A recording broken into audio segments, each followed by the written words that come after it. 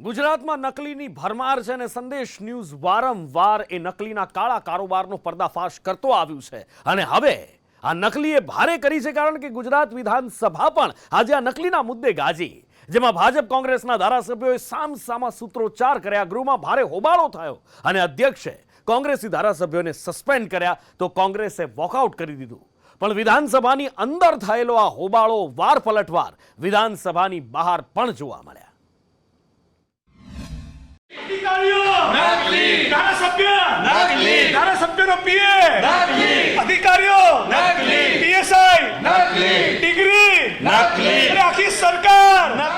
ગુજરાત વિધાનસભા બહાર કોંગ્રેસે જેવી રીતે નકલી મુદ્દે હોબાળો કર્યો હતો, બસ તેવી જ રીતે ગૃહ પણ ગજાવ્યું હતું। કોંગ્રેસનો આરોપ છે કે સરકાર નકલી મામલે ઢાંક પીછોડો કરે છે, જવાબ આપતી નથી, જેને લઈને કોંગ્રેસના ધારાસભ્યોએ ગૃહની બહાર નકલીની ભરમાર ગણાવી દીધી।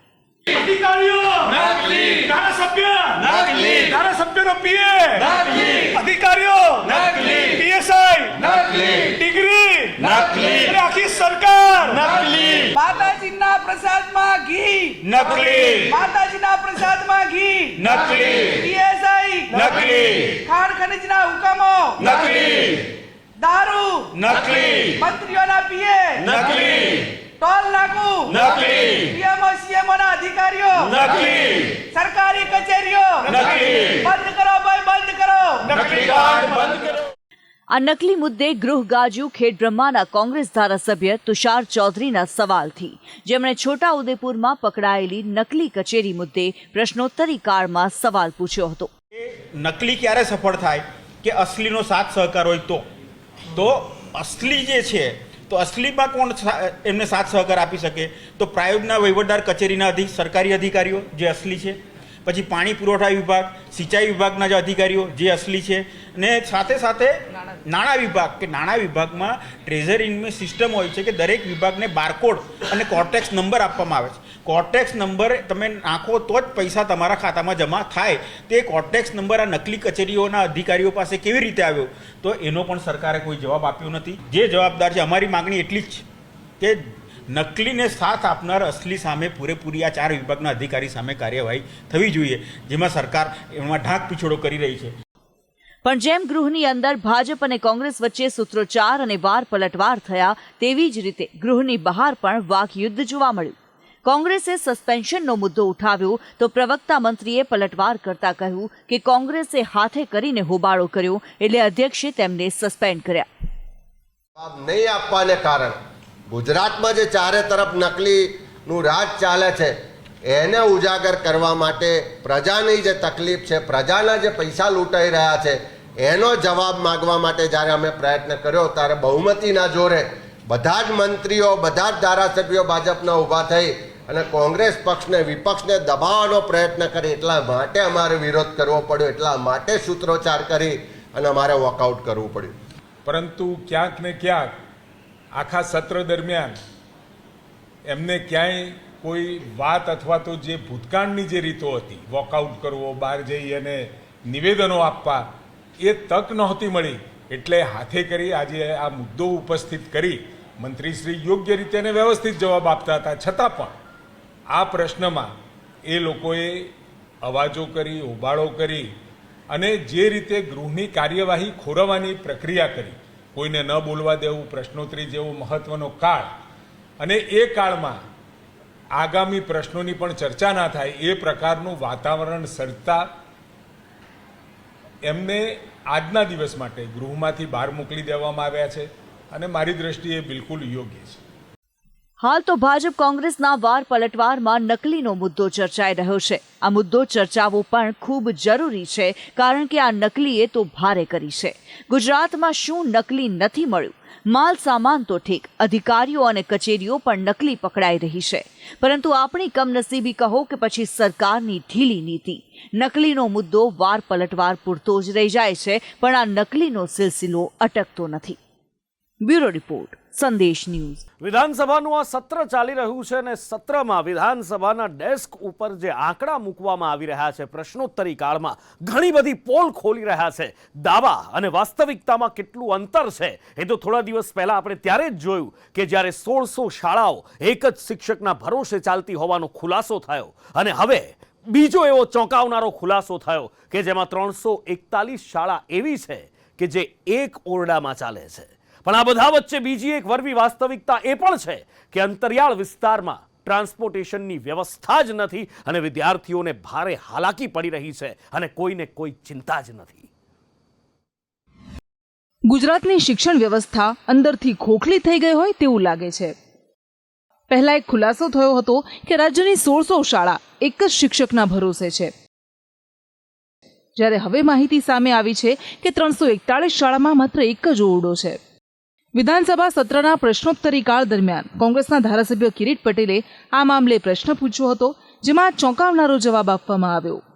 ગુજરાત રાજ્યની અંદર એક જ ઓરડાની શાળાઓ કેટલી, તો એની સામે જવાબ આપેલો છે 341.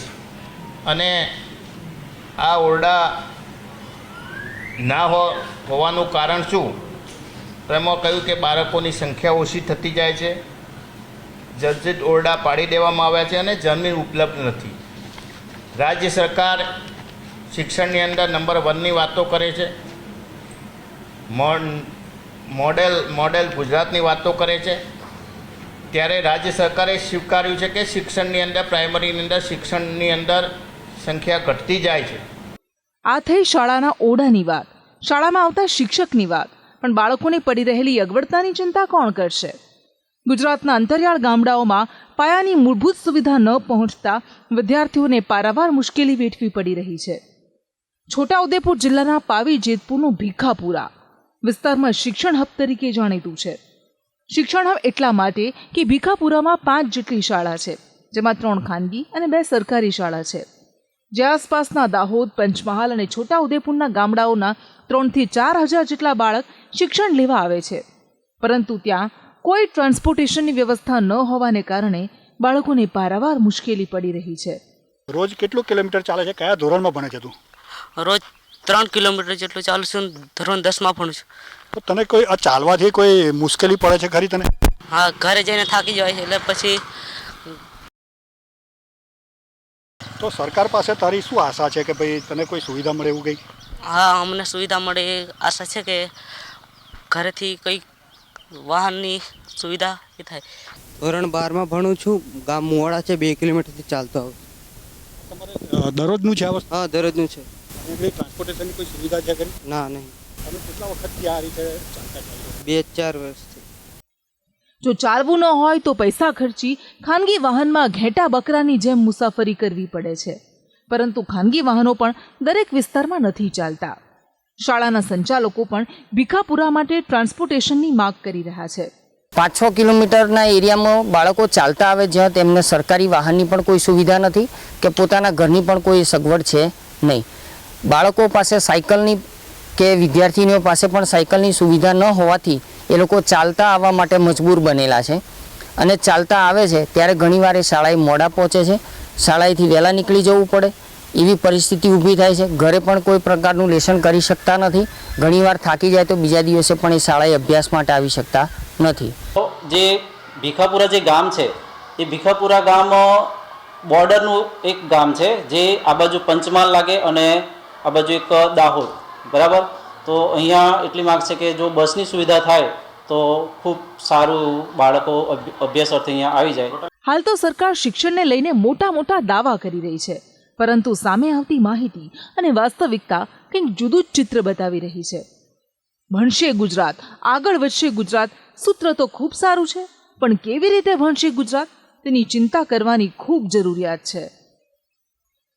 છોટાઉદેપુરથી અમિત પટેલ સાથે બ્યુરો રિપોર્ટ, સંદેશ ન્યૂઝ. અત્યાર સુધી આંગણવાડીઓમાં જોયું છે આપણે કે બાળકોને સ્વસ્થ રાખવાના, કુપોષણ દૂર કરવાના દાવા વચ્ચે સડેલું, જીવાતવાળું, ઢોર ના ખાય એવું ભોજન પીરસવામાં આવે છે અને હવે તો હદ થઈ ગઈ છે. સરકાર વિવિધ યોજનાઓથી લાભાર્થીઓને અનાજ કઠોળના પેકેટનું વિતરણ કરે છે અને આ પેકેટમાંથી પણ હવે તો જીવાતો નીકળી રહી છે, એ પણ એવા પેકેટ કે જે ધાત્રી માતાઓને આપવામાં આવે છે, આમાં ક્યાંથી સ્વસ્થ બનશે ગુજરાત? સવાલ થવો સ્વાભાવિક છે. સરકાર વિવિધ યોજનાઓ થકી લાભાર્થીઓને અનાજ અને કઠોળનું વિતરણ કરે છે અને આવી જ એક યોજના એટલે ધાત્રી માતાઓ માટેની મુખ્યમંત્રી માતૃશક્તિ યોજના. પરંતુ તંત્રની બેદરકારીના કારણે આ સરકારી અનાજ સડતું હોય તેવું લાગી રહ્યું છે, કારણ કે અરવલ્લીના મેઘરજમાં માતૃશક્તિ યોજના હેઠળ અપાતા કઠોળના પેકેટમાં જીવાત હોવાનો વિડીયો વાયરલ થયો છે. સીલબંધ ચણાનું પેકેટ છે, પરંતુ અંદર જોશો તો તમને ખાલી જીવાત જ દેખાશે. કહેવાય રહ્યું છે કે અરવલ્લીના મેઘરજમાં આવેલી આંગણવાડી દ્વારા આ ચણાના પેકેટનું લાભાર્થી મહિલાઓને વિતરણ કરાયું હતું. હાલ તો સમગ્ર મામલો પ્રકાશમાં આવતા મેઘરજ સીડીપીઓએ આંગણવાડીના કર્મચારીને દોડાવ્યા છે, પણ મહિલા અધિકારી કહી રહ્યા છે કે મેં તપાસ કરાવી છે, તેમાં ચણા બારોબાર નીકળ્યા છે. લાભાર્થીઓને ખરાબ ચણા મળ્યા હશે તો બદલી આપીશું. આગળ અમે વિડીયો મારા વોટ્સઅપ પર વાયરલ થયો હતો, મેં જોયો, પછી તરત જ મેં મારી મુખ્ય સેવિકા બહેનોને જાણ કરી કે તમે જરા તપાસ કરો આંગણવાડી કેન્દ્રમાં જઈને, કે શું આ પ્રોસિજર છે, એમ શું થયું છે આ બધું. તેમને તપાસ કરી તો ચણા તો કમ્પ્લીટ નીકળ્યા અને અત્યારે મેં હાલમાં મારી વર્કર બહેનોને બોલાવી છે અને ચણા લઈને બોલાયા છે અને આગળ અમે કાર્યવાહી કરીએ જ છીએ.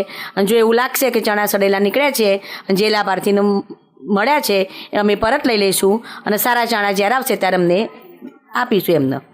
ચણામાંથી જીવાત નીકળતા સીડીપીઓ તપાસ કરાવવાની વાત કરે છે, સાથે આગામી સમયમાં આવા સડેલા અનાજનું વિતરણ ન થાય તેની તકેદારી રાખવાની પણ બાહેધરી આપે છે.